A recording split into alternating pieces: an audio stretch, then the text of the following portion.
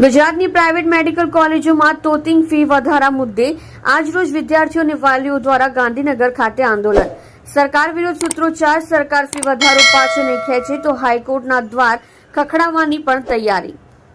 Reporter SL Syed સાથે cameraman સંદીપભાઈ બોરસે। તમે જોઈ રહ્યા છો live India today news channel. Fee વધારો પાછો ખેંચો, પાછો ખેંચો, ફી વધારો પાછો ખેંચો,